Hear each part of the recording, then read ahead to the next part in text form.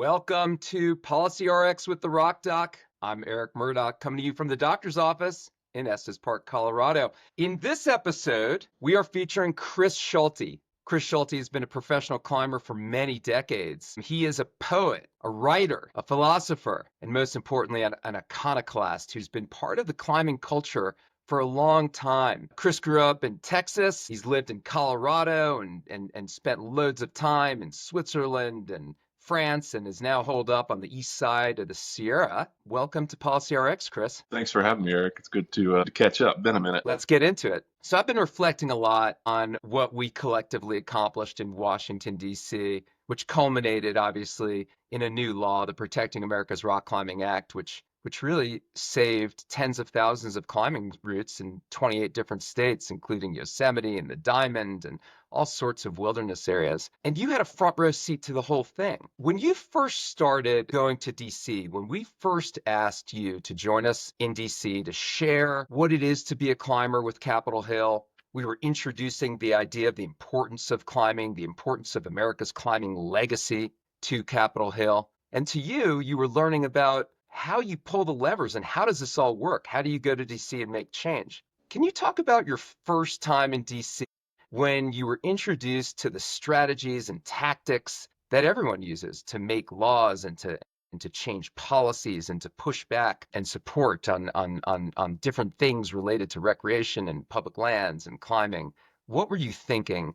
And why was it so profound to you that you kept coming back? Well, I got to say, first of all, something that surprised me and I think would surprise any climber out there is how much goes on behind the scenes and how much is actually required of any representative who's going to go up there and chat with these folks. It's really fast paced. The days are super full, but at the same time felt really it felt hands on enough to the point where I was super happy to be there because it actually felt like I had a chance at doing something rather than just kind of like shouting into the void or, resharing some post from somebody or another.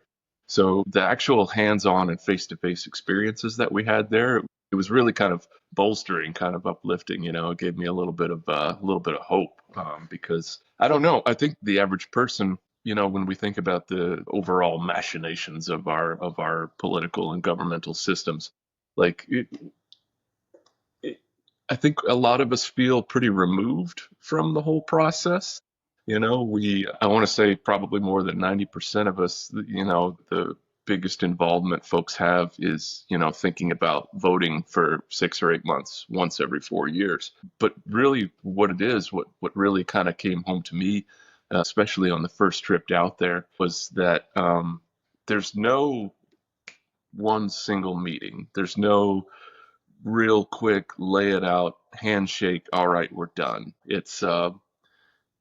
It can be kind of a grind. You can really think to yourself, all right, cool, we've got this button down, whatever it is, only for it to come up in a different form, even 6 months later, something to that effect. So for me, one of the biggest things that was brought home was that it's an ongoing thing. Participation is constant and, not to be too hard-nosed about it, but it's kind of mandatory. And yeah, it was, like I said, for me, it was motivating. It was really nice to sit down with another person who actually has the hand in shaping policy, who has the hand in making all of these markers, in checking all the boxes on the lists to make sure that this area gets protected or this bill does or does not go through, whatever it might be.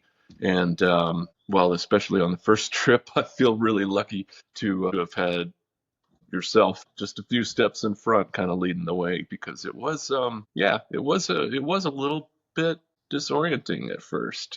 Like I said, fast pace, very full days, and gosh, the process itself was something else. If you've got 12 meetings lined up in a day, and you're not always gonna end up meeting with senator or congresswoman or congressman or department of whatever chair. You're not always going to catch them themselves. There's a decent chance you might be meeting with a staffer in a hallway or something like that, and you're like, wow, we just ran halfway across DC in the rain to make this meeting, and I'm not really sure, like, is this really having the impact that I hoped it would? And maybe 6 weeks later or something like that, you get an email that says, "Hey, I heard your spiel, and I'm on board with it. Thanks for coming by. We appreciate you, and you've got us on your side." The showing up and getting actual feedback was a big deal for me. It really made me, who can be a bit of a Luddite in a number of ways, it really made me take a little bit more stock and have a little bit more faith in our overall political processes going up there, and just really getting to dig in face to face with all of these different people, and officers, essentially elected officials. It was good. I thought that your timing was interesting because you started going to DC before the Forest Service and Park Service introduced their proposal to prohibit all fixed anchors in wilderness. You had sort of developed your style before then. And I knew you were serious because you started showing up with like really nice suits. I'd look at my like blue uniform, my navy blue suit, and you had this sweet tailored suit every time. So I knew you were coming to really play. I don't know about tailored, but So after you'd been there a couple times, and then we went, and then it became really serious. We weren't expecting the U.S. Forest Service and the Park Service to propose to prohibit all fixed anchors during the Biden administration. What were your thoughts when that news came out? I think you might have been in the room when the agencies shared that news with us. Yeah, for me, I don't know. After you go a couple of times and you hang around with folks such as yourself, you hear some rumors and whatnot. You hear kind of the slow crawl of how things are progressing or regressing. Sometimes it can be like a mudslide. Like all of a sudden there's just a drop of water too much, and the dam breaks, and all of this just muck just starts rolling downhill, and everyone's like, wait, what are we talking about here? I thought we were going in a completely different direction. Honestly, I feel like I feel a little bit lucky at that time. I felt a little lucky at that time because yeah, like I said, I was sort of happy to be in what feels always like a pretty fast-paced, anything can change environment. In a way, it was just kind of like, well, this is how it goes. Here's another challenge. Like, you can't know. There are myriad departments that we talk to all the time, that we interact with, that we reach out to, that we have back and forth with.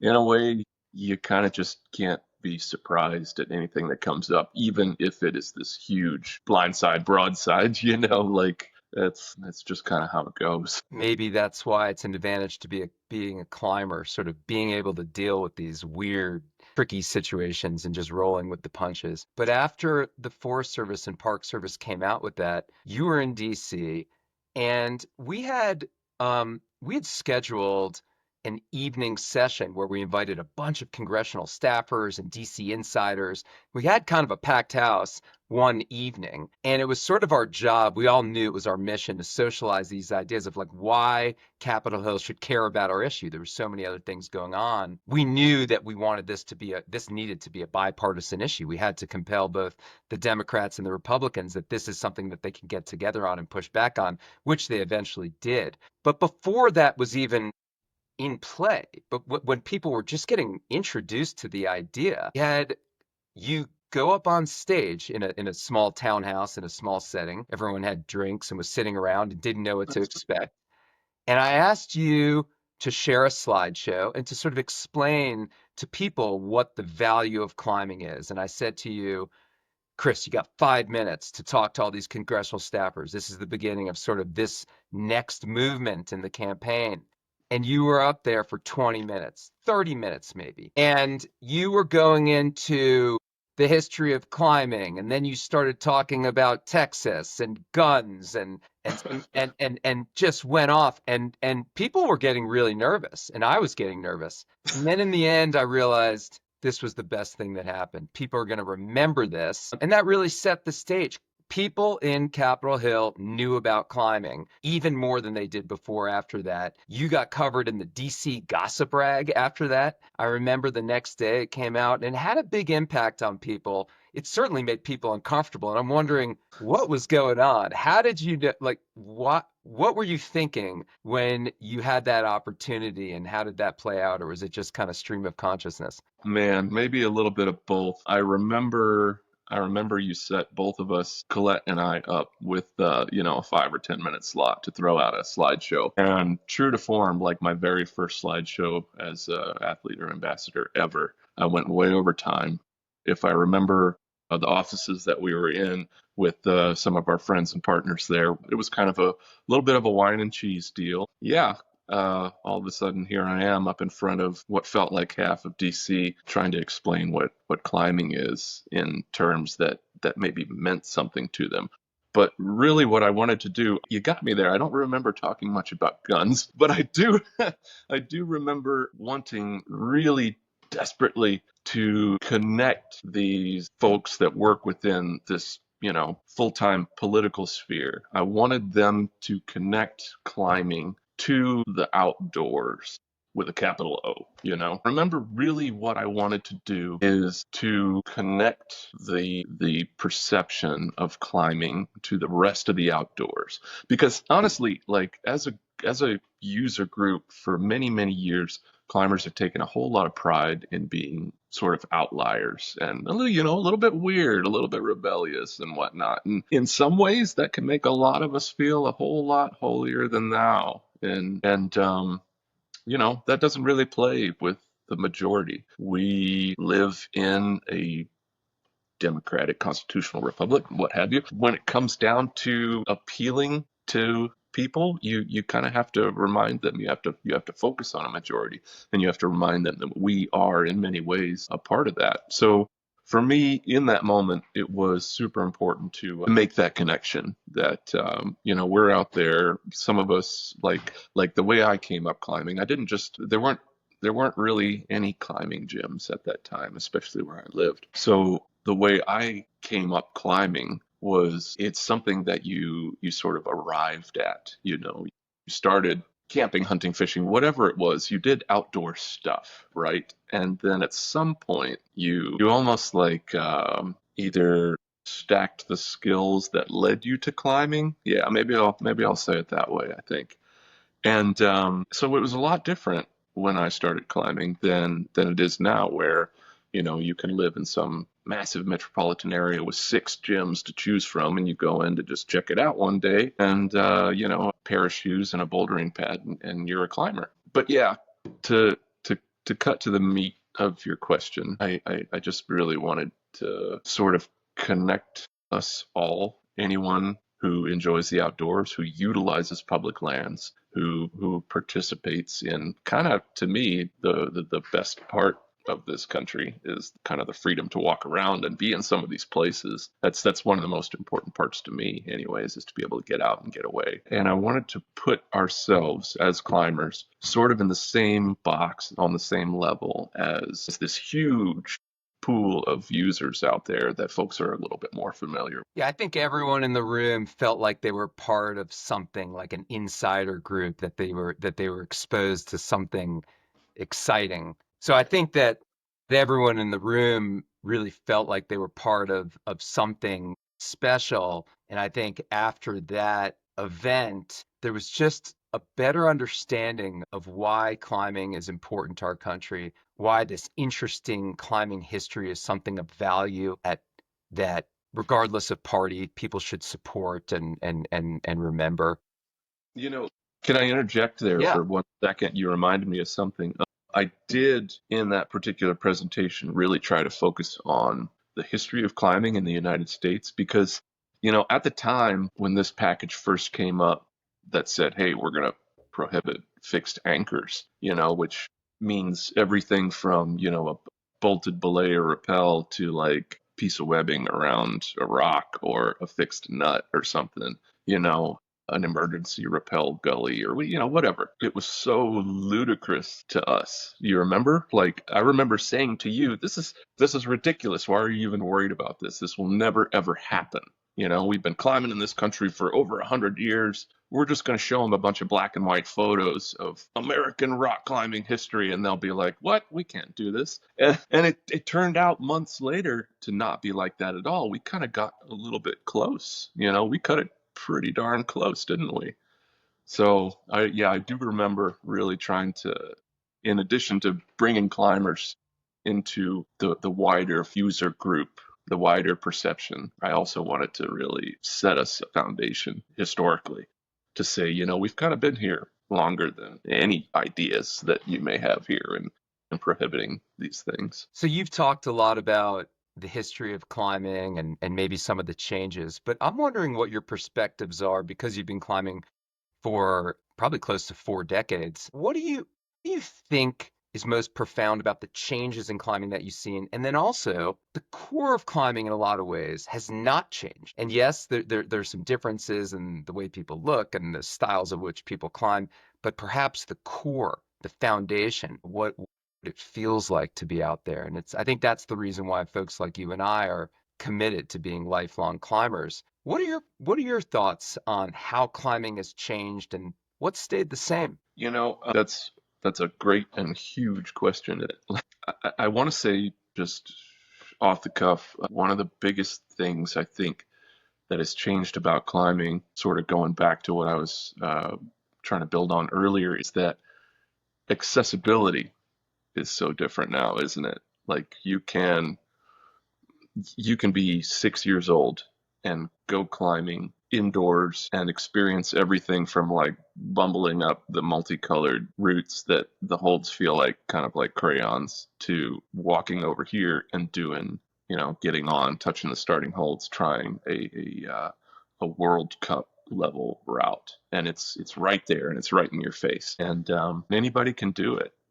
Whereas when you and I came up, you sort of arrived at climbing, like I was saying, you did this and that, and at some point you found some dude or whomever to like literally show you the ropes, sort of a mentor who would take you out and make sure you didn't just, kill yourself. I had a mix of that, honestly. I had a couple of mentors, but I only found them after I took my copy of Freedom of the Hills and my meager rack and got myself in a lot of trouble a few times. So yeah, one of the biggest things, I think one of the biggest changes in the last, let's call it 20, 30 years, is the accessibility of rock climbing to just about anybody. You can go in and you can figure it out for, a price of a $20 day pass or something like that. And that's pretty cool. That's pretty neat. We always talked about, I've worked with a number of companies for a lot of years at this point, and one of the focuses is one of the foci. I don't know, we're not going to get too Greek here, is the expansion of climbing, of sharing this cool thing that we all do, that we're so into, that we dedicated our lives to it, and honestly, gyms have done most of the heavy lifting in that department. Like, people can just roll in and check it out and see if it's for them. Which, pluses and minuses. I am a little bit of a crusty trad dad in some ways, even though I am a boulder mostly. I do stylistically, aesthetically, every now and again, I'm like, well, man, it's too bad that there's so many people out there that think of like climbing as some kind of after work CrossFit type of thing. But I don't know. It's not like it affects me in any terrible way, I'm gonna say. But yeah, accessibility, I think, is one of the biggest changes. And accessibility is going to give rise to popularity, which, wow, climbing's in the Olympics now, and that's, to me, that's kind of a mind blower.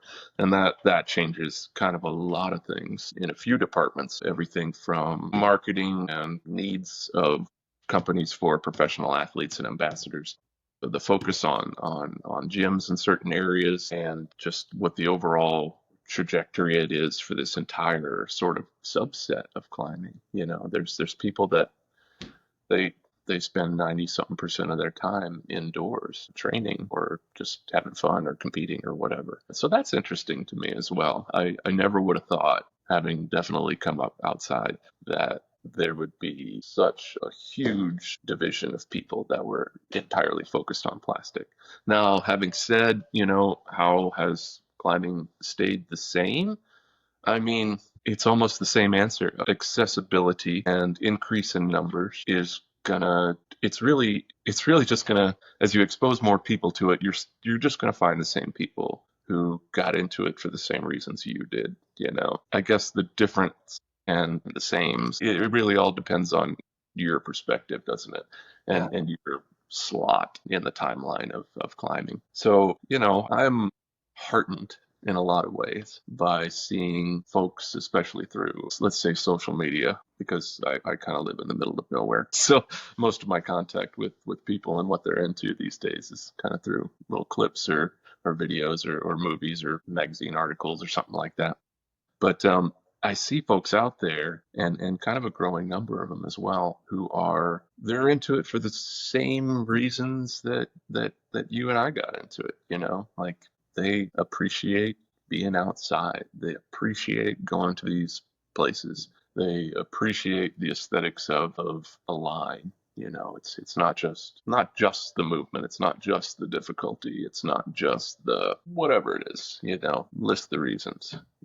But it's bolstering. It makes me feel good to see that there are more people than I thought who are into it for same old reasons, like what better thing to do on a nice day kind of thing. Let's wrap this up in the same way that we wrap up every episode of Policy RX.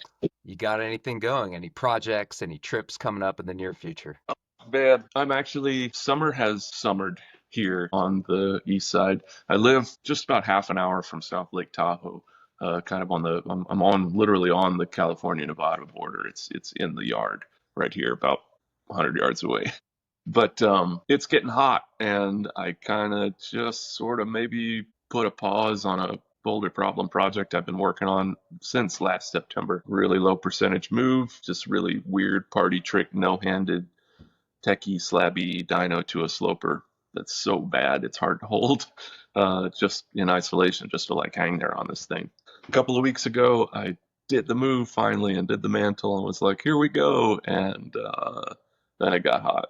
Maybe putting a pause on that because I can't seem to get up early enough. It doesn't matter at this time of the year. There is no early enough to catch cool enough temperatures. I don't know.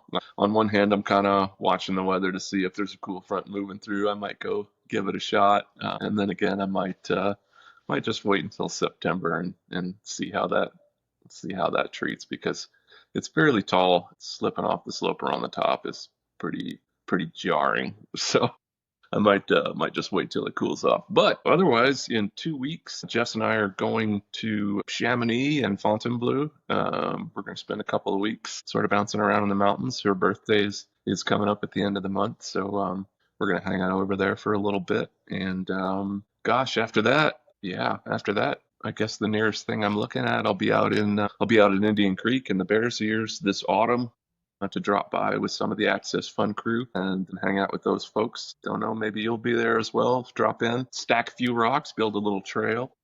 Who knows? Maybe even do a little top secret bouldering tour or something like that. Good luck on the project. I know you're always in it for the long haul.